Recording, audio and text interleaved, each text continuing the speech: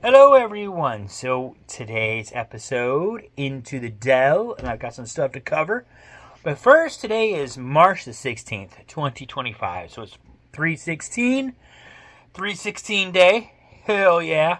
Stone Cold Steve Austin, I'm wearing my Stone Cold Steve Austin 3/16 shirt, there you go, hell yeah. And I've also got my pets wearing their Stone Cold collars on. 3/16 day. Angela didn't want to join us, so it's okay. We're the weird ones, but it's okay. We're the nerds. Alright, so getting into this. So, into my stuff. Of course, first off, like I said, recognizing 3/16 and Stone Cold Steve Austin, one of my favorite wrestlers of all time. So in regards, well, because it's 3/16 day and because I got a new beer, I'm going to try it later on in this segment, so there you go. So if you're under the age of 21, don't buy any of this, just so you know. 21 and older, we don't do that, and please drink responsibly. But trying the new garage beer that they've been showing on New Heights, so which I haven't missed this. Well, I haven't missed a single episode of theirs since I found out about it. Since I found out they had one, which I think I missed the first season of theirs, but ever since then, I think I have seen every episode since their first season, so I haven't done too bad. As far as I know, I haven't. So we'll put that in a little bit later. Last night, of course, being Saturday, so I want to talk about Dr. Topor, who we hang out with a lot. We have like a horror meeting group every Saturday. So we met and we talked about some different stuff in our group. And I don't want to get too much into it because I don't know how much of the group stuff I can talk about per se. So if they give me the green light to talk about a little bit more that we talk about in the group, I'll share it. I mean, it's nothing bad as far as that goes, but I just don't know how much of that stuff they want me to share. I think they'd rather people join the group and find out what we're talking about in the group rather than us just simply talking about what we said in the group. So, there you go. But yeah, so got home, and then, of course, Dr. Topor also has a movie segment on, isn't it New Worlds TV? Something like that. New Worlds TV. So we watch, his show comes on at 8:30 Central Time. So different times depending on where you're at. And his movie of the night last night was Piranha. First off, it definitely has that 78, the 70s feel to this movie. We have a lot of beer drinking, which nothing wrong with that. Hey, beer. So nothing wrong with that. We had some motorcycle stunts in this movie. I know there's one part where Dr. Topor comes up because the motorcycles are out in the cow pasture and the cow is scaring up the cows, and you see the Dr. Topor come on there and tell one of the cows to shoo. So he puts his own funny antics in these movies. There's some motorcycle stunts, motorcycle versus cowboys at one point where the cowboys are chasing them, probably just trying to chase them out of their pasture. Very interesting. So it was a motorcycle race at the beginning between these two guys. I think these two guys are kind of like the heroes of the movie, but at any rate, then they go back and they do some more drinking after that. Well, a little bit more drinking after that. But this one lady is taking their pictures a lot. Evidently, she just loves taking pictures, from what I gathered. I guess she's a photographer, but she just loves taking pictures of, like, everything. But yeah, they're going in search of diamonds, so they take a trip out in a Jeep, I believe, to go see about finding watching these people mine the diamonds. So I thought, okay, maybe it has something to do with the mining of the diamonds. I don't really think that diamond mining had much to do with the movie at all. If a little bit, maybe, but not much at all. So then they basically they come across this other guy who's been on the island for a while, the villagers. He's been nicknamed Piranha. We find out a little bit later that his nickname is Piranha. He's kind of like a scary dude. He comes up on these guys while they're investigating the forest. The lady at one point, I guess she had a thorn go through her foot or something like that. So she's next to the waterway taking care of her foot, and the guy more or less grabs her. And that's when the other two guys show up and say, okay, what are you doing here? And then the scary guy, I guess, or the weird guy, however you want to look at him, ends up telling him, like, well, because these waters are dangerous. And that's when they look at her like, yeah, these waters are dangerous. Why didn't you know this? And, of course, she has no idea what they're talking about. And he's like, well, because there's electric eels and piranhas in these waters. What are you thinking? So I'm like, okay, piranhas. Now we've met the scary fish. So that's going to be the monster of these piranhas. Awesome. We got like a Jaws piranha type movie going on. Well, yes and no. But the piranhas aren't really what they're talking about. They're really talking about the guy who's nicknamed Piranha. That's what the movie is really based on. Is this scary dude who's the nickname Piranha, who's a hunter, and he's got a gun that he's testing out now. He shoots a vulture at one point, just after this lady gets through taking pictures of the vulture. He shoots it so it falls in the water and becomes food for the piranhas. I don't know. It's very weird. Then he tells her that he's just trying out the gun. But the crazy man eventually, he tries burning down... Well, eventually he starts trying to kill these three people. As the movie progresses, this crazy man burns down the village after he thinks he killed one of them, and then he tries burning down the village looking for the other two. Tells the one dude that he wants to take the woman. Then he kind of beats up that guy. He leaves him for dead, and while the village is still burning down, takes that woman, puts her in a jeep, and then he hauls back to where the piranhas are at, walking her down through the thing, just before that, though, we'll get into that. We'll go back to that part. But anyway, that's where Dr. Topor shows up, and he's playing Here Comes the Bride in the background, and he's acting like he's a sermon guy. He has some different funny things in there. Like earlier, before that, he had a cell phone and a cup, and he was dancing to a song while this bad guy was walking up the thing, I guess, the bridge or whatever. And then there's another scene where when he was burning down the village, and then Dr. Topor shows up with a stick with marshmallows, and he's acting like he's getting his marshmallows grilled or whatever. Well, that was pretty cool. I thought it was pretty funny. He's burning his marshmallows on the fire that was burning down the village. So different funny antics throughout the movie. But the movie wasn't too bad. I liked it. Wasn't what I expected. Like I said, I thought it was more going to be about the fish, but it turned out about this really crazy killer guy, who the lady by the end of the movie, she ends up shooting him and killing him. But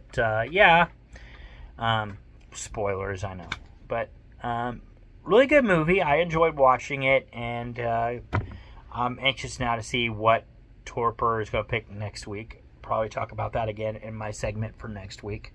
So that's my Dr. Topor mention for the week. So there you go. And then, so today, Angela and I are trying to get caught up on our horror movie, classic horror movies. So we watched Dracula 1974.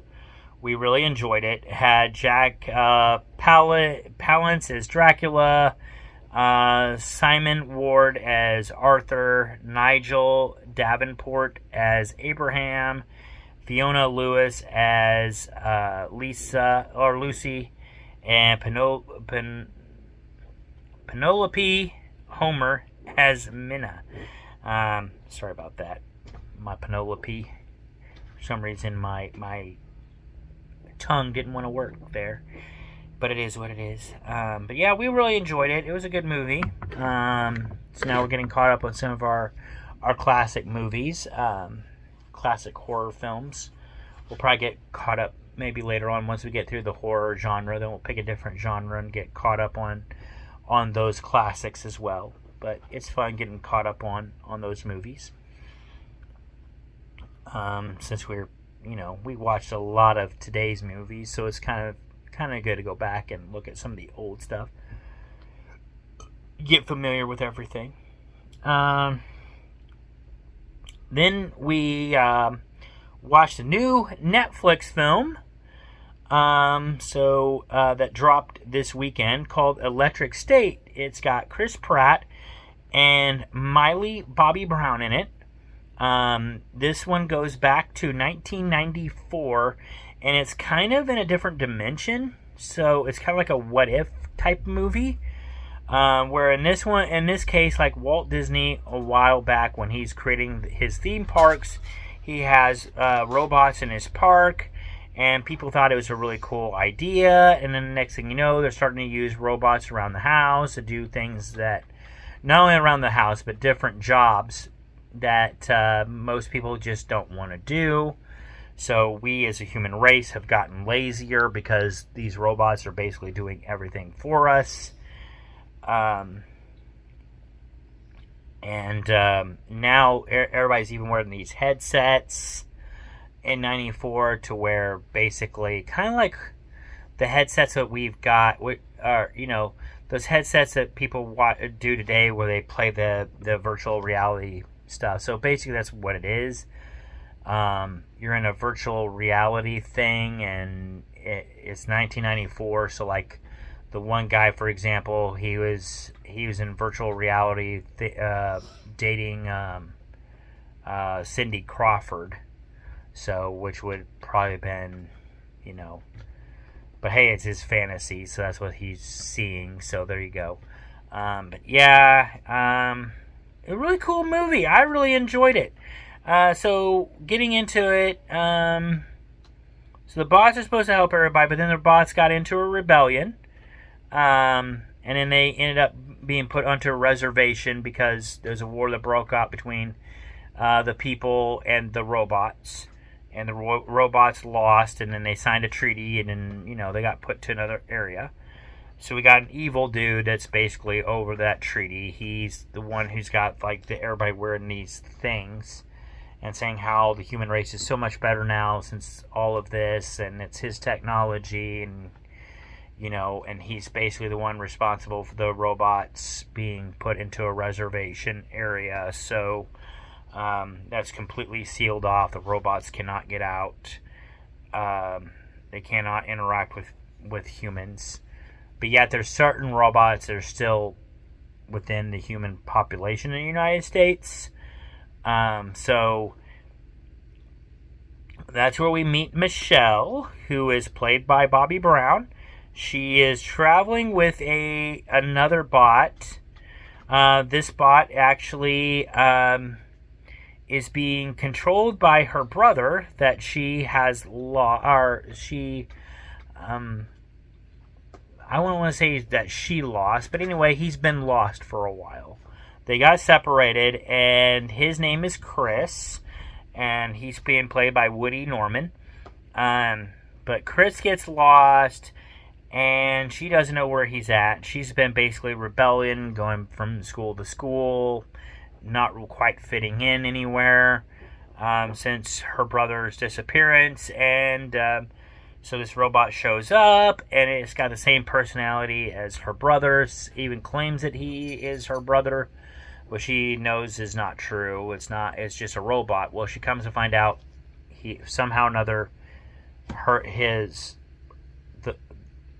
her brother's mind is somehow controlling this robot, and the robot looks a lot like this cartoon they grew up watching. So something that's kind of familiar to her and to him. Well, anyway, so she's traveling with this robot,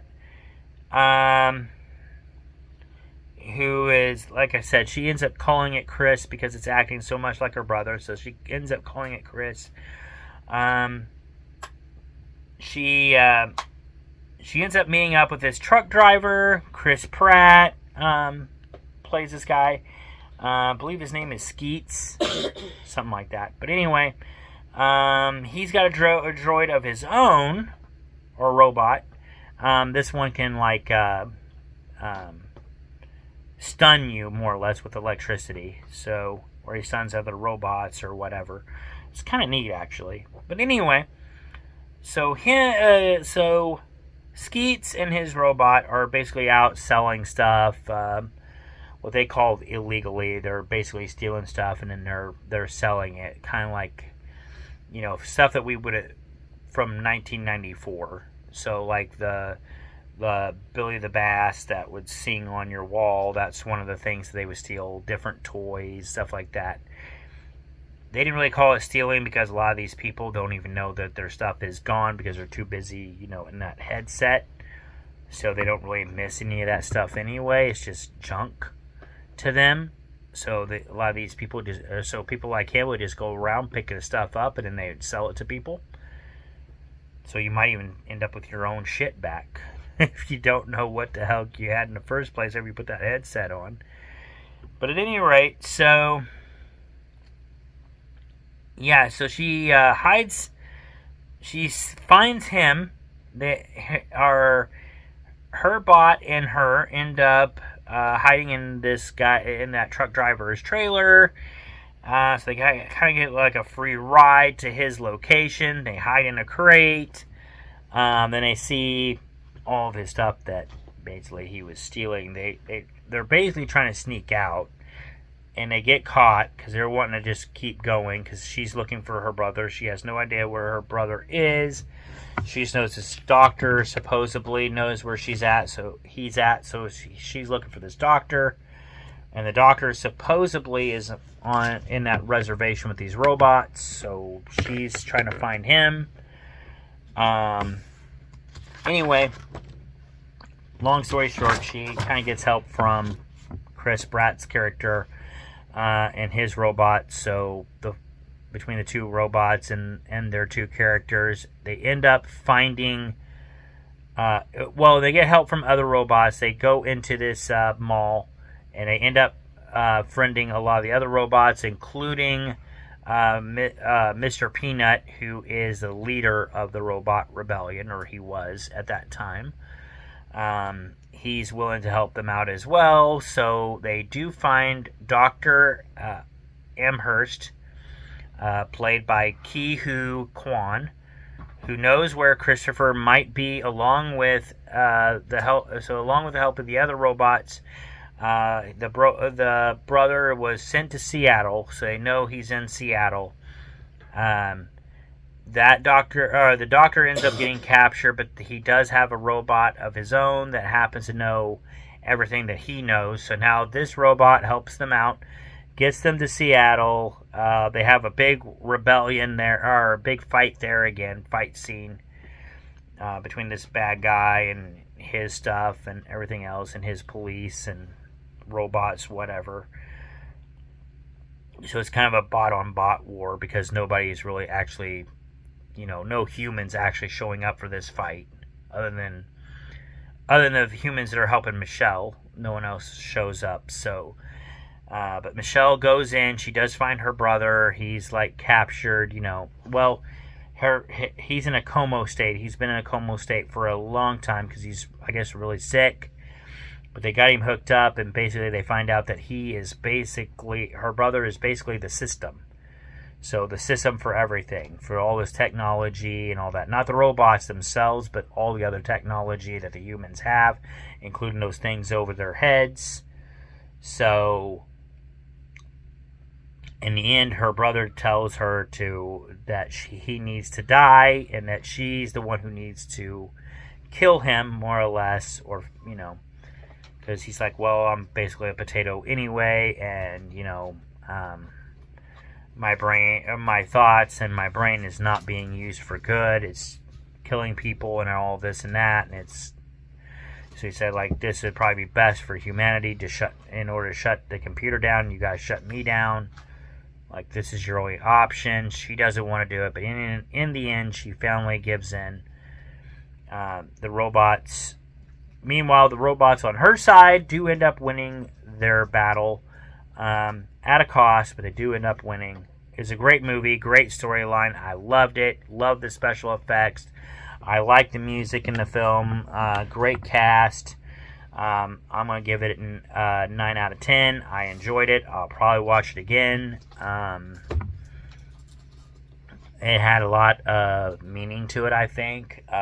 First off, like the, you know, kind of like the end hate type thing, you know, because people didn't trust the robots, and the robots get into a rebellion because they're tired of, so kind of slavery, you know, with the robots, because they just want to be free. So we're talking a little bit of like slavery, freedom, and, you know, being judgmental, hate because it's a robot type of thing. So I think that was a lot of the message, was the hate and stuff like that. Stuff that's still going on today. So I liked it. I liked the message behind it. And like I said, I definitely watched it again. And then the last movie we saw today was Moana 2. It dropped on Disney+. We liked the movie. I don't know if we liked it as much as the first movie, but it was pretty good.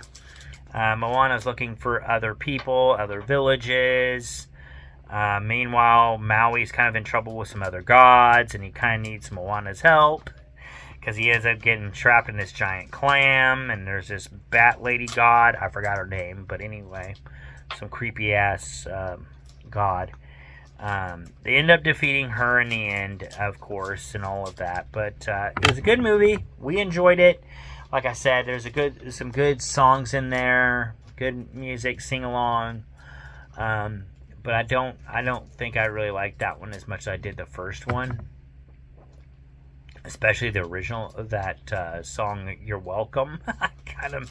I'm not gonna lie, I think that one, I like that song, so that one kind of grew on me. So because of that, you know, I didn't really hear any other songs that really grew on me in the second one. So, I mean, it was still good though, not as good as the first, but it was good. All right, y'all. So getting into it now. Before I forget, let's get into it. The questions of the day. Questions of the day. Let's see what we got here for the 16th of March.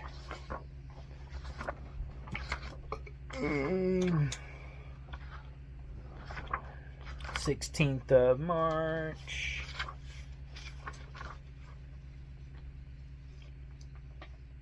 Am I edgy or polished? I don't know. Angela, am I edgy or polished? I don't know. I don't know either. I'm confused. I'm even confused by the question. I don't think I'm edgy. I don't think I'm... Not for the most part. I'm Irish, so I guess I can be edgy at times. But for the most part, I guess I'd be more polished. I don't know. I'm going to go with polished. Final answer. I can be edgy at times, though, because like I said, I am part Irish, and sometimes that Irish temper does come out every now and then. But yeah, not too bad. I mean, I don't try to beat anybody up or anything, but the Irish temper does come out from time to time. It's part of my heritage, I guess. I'm just stuck with it, whether I like it or not. But it is what it is. All right. Let's get into my other questions. I wish I had the pages on these numbered. That'd be a lot easier for me. But it's alright. I know we got quite a ways in here already.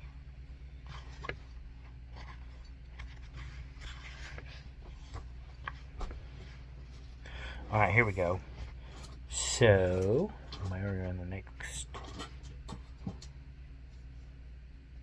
Yes, I think I am. All right, so here we go. Best message you ever got. Oh, I already did that one. From a fortune cookie, we answered that one. Worst smell. What's the most... I did that one. What is the scariest place... Okay, that one I haven't done yet. Where is the scariest place you've ever been stuck or trapped? Scariest place I've ever been stuck or trapped. I would say this one... Okay, so it was... I want to say it's almost been a decade ago now. Okay, so I was living in Warrensburg at the time. I was actually renting this place, and I worked overnight at a factory, and like I said, just moved into Warrensburg, just trying to get the feel of everything. And I remember it was the summertime. I think we were getting close to fall, and I got up right around 6 p.m., somewhere in there. Ate my breakfast, and I was by myself, didn't have anybody else with me at the time. I was like, you know what, because I would go hiking a lot by myself at Nomnoster Park, and it would give me, something to do and all that, especially when I first just got up in the morning, just before I would go to work for my midnight shift. So I was like, dude, I'm just gonna, do this. It's gonna be a lot of fun, right? Well, the only thing is, it was probably around 8 o'clock when I started. I want to say it was probably around 8 o'clock. 7:30 maybe at the late. No, I want to say 7:30. And I know I probably shouldn't have, but I picked the longest trail that they had. I was like, oh, I'm going to get through it pretty quickly. I can do this. I'll be in and out within an hour. This place closes at dusk.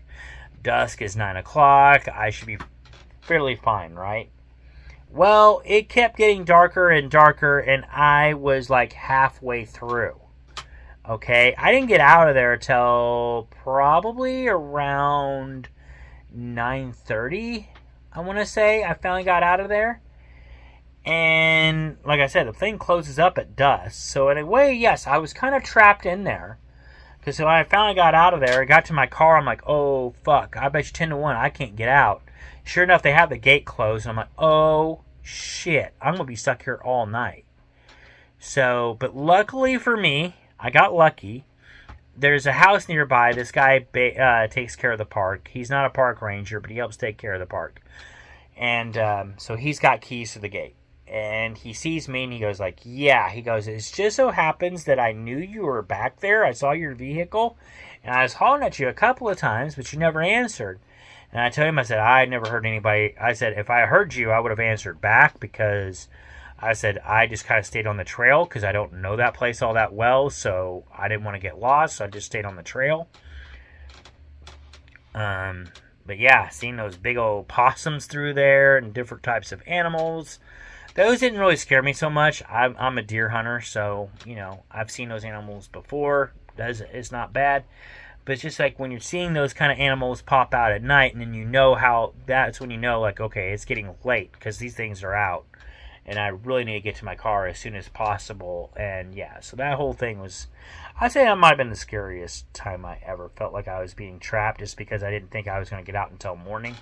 I kind of got lucky. I saw him, so he let me out, and all was good. I still had plenty of time to get to work that evening, but it could have been a lot worse. So it was one of those times too where I just basically had to hurry back home, get changed real quick for the factory, and get clocked in. Didn't even have time to really tell anybody about my ordeal. Just clock in and go. So, but yeah, I learned real quick, don't do that again. Don't pick, especially when you're going to go hiking like that and it's going to be late, don't pick the biggest trail. Pick something small that's not really going to take you that long. You're in and out and you're done. But yeah, my young and dumb days. Oh well, live and learn.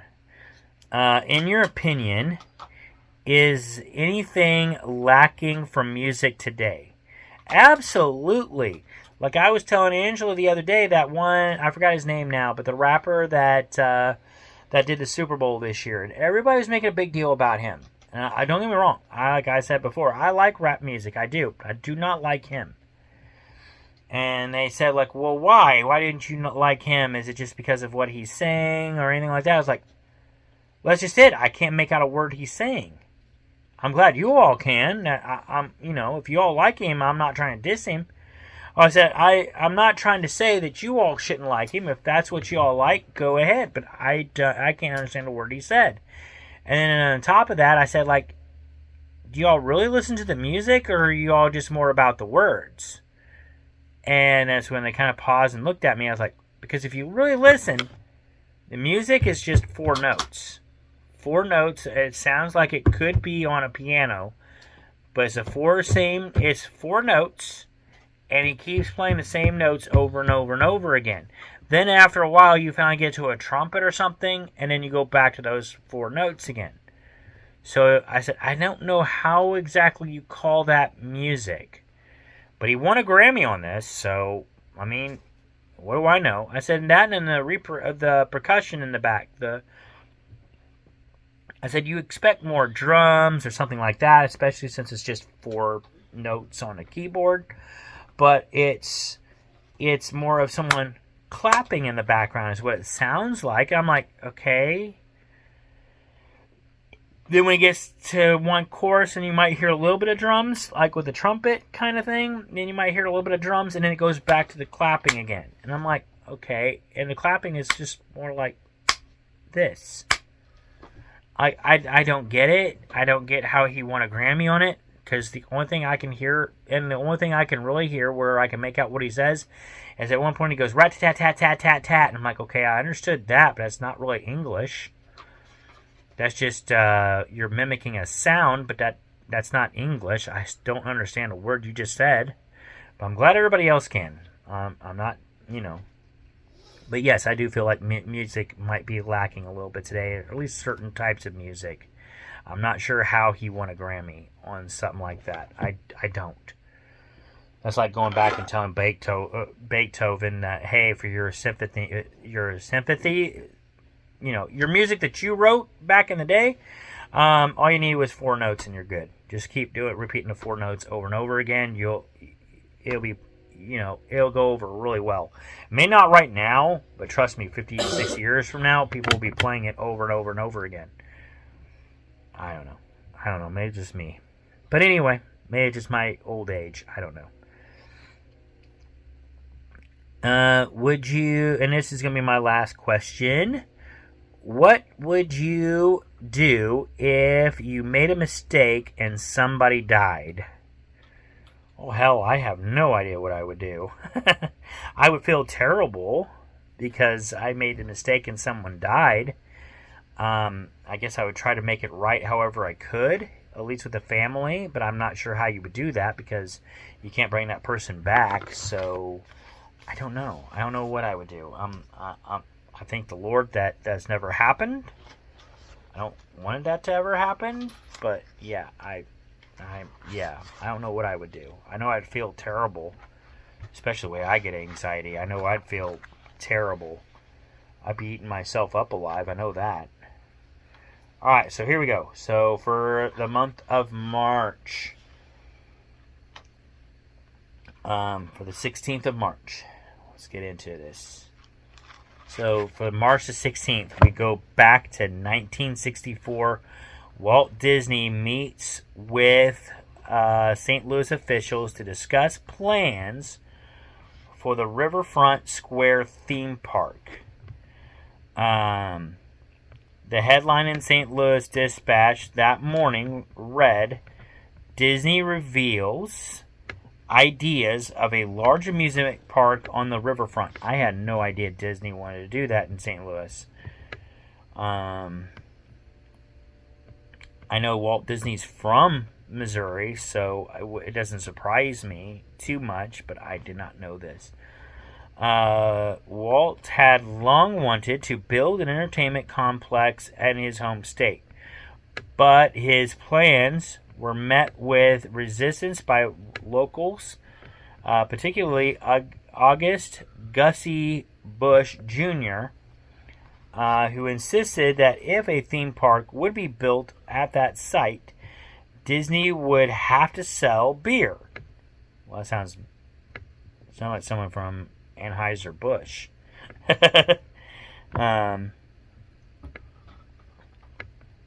Oh, since his name is Bush Jr., it wouldn't surprise me if that wouldn't be something with Anheuser-Busch with Budweiser or Bud Light. Because they're very associated with Missouri, particularly St. Louis, so that would not surprise me. Disney became exceedingly frustrated with the opposition he was getting for his novel idea, but he really killed the deal. But what really killed the deal was what was happening in Central Florida. At that time, Disney was snapping up the pieces of land from the small town of Orlando. He eventually realized that Florida market offered a better opportunity and better climate, so he abandoned the St. Louis idea, and then he took it on to Florida. I did not know that. I always presumed that Florida was his main target, so that is interesting. So there you go. I learned something new. So that was for March 16th, Missouri Day of History. Now I learned something new about Walt Disney. I did not know that. All right, now for my last bit, and I will do my tarot card deck tomorrow for my tomorrow segment. So be sure to check out that. I just don't want to go too long because we want to watch a show tonight, and yeah. So this is part of my taste test, and I have another part after this. But here we go. So this is kind of for... I originally got this because of St. Patty's Day, and it's green, of course. So I figured it would go with it. But this is garage beer. I've never tried any garage beer. This is garage beer lime, which I'm figuring that's probably why they made it, is because maybe because it's St. Patty's Day coming up soon, or maybe just because we have lime beer. I don't know. But anyway, here we go. I'm trying it out for the first time. The Kelsey's backed this up, so we'll see how good it is. It says, here's to bringing some beach vibes into the garage. Okay, well, bottoms up.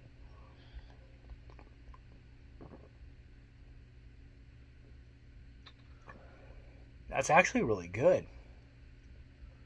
That's really good. I like that beer.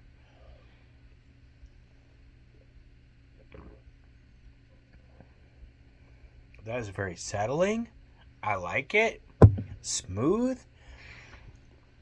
And that's the kind of beer I'm looking for. I'm looking for like smooth beer. It just tastes smooth. I do get a hint of lime, but it's not like it's overbearing or anything. So it's not like a whole bunch of lime like the like the can where it's like all green. I bet you know what, if I poured this out right now, it probably would not be all green, but it's got a hint of lime to it. I like that.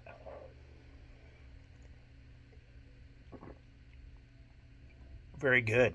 Very good beer. Very good beer. I like it. I definitely give that one a 10 out of 10. I will definitely buy that beer again. That's probably one of my favorites now, actually. I like that garage beer. All right, well, that's all I got for y'all. Well, other than the next taste test. So check out the next taste test, and then we'll go from there. Okay, guys, so we've reached that part of my video where I do my taste test. So we're trying this one out. The Bluebell Ice Cream Strawberry Toaster Paster. So I'm trying this one out today on this nice Sunday. Ice cream is kind of good right about now. So I was like, you know what? I'm going to try this new ice cream. Check this out, man. We got like different colors. I don't know what that has to do with strawberry pastry, but we've got like different colors. Unless that's like the icing. Oh, that's the sprinkles. Okay, the icing and the sprinkles. That's really cool. Let's see if we got the... I don't know. It smells like ice cream. Alright, here we go. Oh, yeah. Dude. Alright, I gotta take another taste.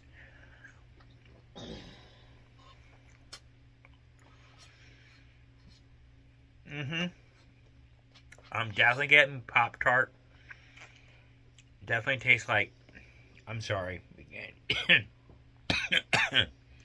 Pop-Tart is a different name, so we gotta call it by this.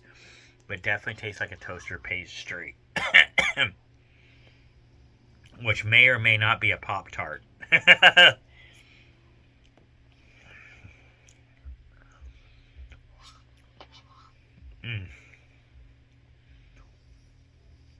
Okay, this is really good. I'm definitely gonna get it again. I'm gonna give it an 8 out of 10 because it may not exactly be my favorite ice cream. It takes a lot to beat my favorite, but this comes very, very close. Because my favorite is the chocolate or fudge brownie ice cream. That's still my favorite. But I'm a sucker for chocolate, so there you go. But this definitely, I'll definitely get this again. Especially when I'm craving strawberry. This is really good. So I'll definitely get it again. Okay, that's all I got for you for that taste test. So, on that note, catch y'all later. Peace out. And I'll see you in the next video. Bye for now.